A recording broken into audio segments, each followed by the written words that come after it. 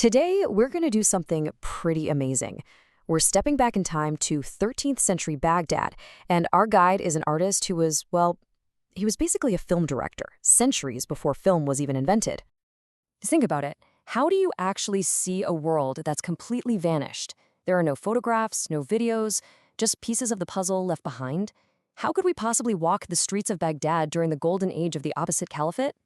Well, believe it or not, the answer is right here, inside this manuscript. It's a copy of the Maqamat al-Hariri, a famous collection of stories, but this specific version from the year 1237, this is our time machine. It is one of the most incredible visual records of the medieval Islamic world that exists. So, let's open this window and see exactly what it shows us about a world we thought was lost forever. You see, this is so much more than just a book with some nice pictures. The artist who created this copy turned it into a full-blown documentary, a living, breathing guide to the world that was right outside his door. And that brings us to the genius who made all of this possible, a man we can really think of as the director of Abbasid life. His name was Yahya ibn Mahmud al-Wasiti. And he wasn't just an illustrator, decorating a story. He was something way more modern. He was really the first visual documentarian of his time, and he was totally committed to capturing reality. This quote from the research just hits the nail on the head. It says, El-Wasiti transformed the manuscript into a cinematic strip. He wasn't just painting single static images. No way. He was directing entire scenes, telling a visual story that flows from one page to the next, just like frames in a film. So how did he pull it off? Let's dive into his first big achievement, turning these complex written stories into what feels like a movie. Now, the challenge he faced was immense. The Maqamat is full of these really sophisticated, witty, complex conversations. His job was to make you see the story, not just read it. He had to translate clever words into raw human emotion and action.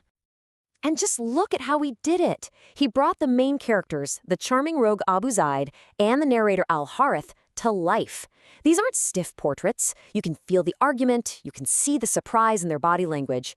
He makes these characters from a book feel like real people you could actually meet. But a great director doesn't just focus on the actors. Al-Wasiti was also building entire sets and filling them with a huge cast of characters from his world. And this is absolutely crucial. The backgrounds in his paintings, they aren't just fantasy. Researchers see them as a precise architectural record of what cities like Baghdad actually looked like, from the big, grand buildings to the public squares. Take this scene, for example. It shows us a public library, and it's bustling with scholars. Look at the details in the architecture, the arches, the intricate shelves for all the books. It's a perfect snapshot of the city's intellectual heart, just frozen in time. And here he takes us right inside a mosque. You can almost feel the quiet, reverent atmosphere.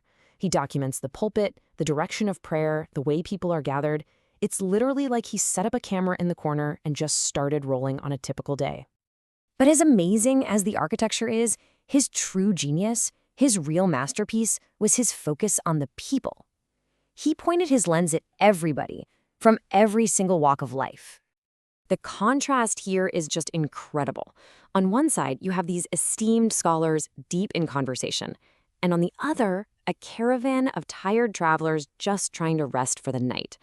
Al-Wasiti documented the entire social spectrum, from the intellectual elite to the everyday working person. And he got so specific. His scenes are packed with judges in court, merchants in the marketplace, and even beggars, a group known at the time as the Muqaddin. By drawing them, he gave them a place in history. He made sure the story of 13th century Baghdad wasn't just about kings and scholars. It was about everyone. So what does this all add up to? Why is one artist's work from nearly 800 years ago so incredibly important to us today? Well, it really boils down to this. Al-Wasiti was a director, not just an illustrator. He created this priceless architectural and social record that gives us a rare, unfiltered look into the lives of everyone in his world.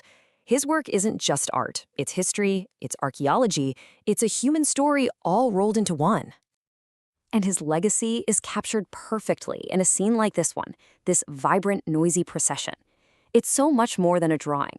Thanks to Al-Wasiti, this is as close as we can possibly get to actually standing on a street corner in Baghdad in the year 1237, just watching the world go by.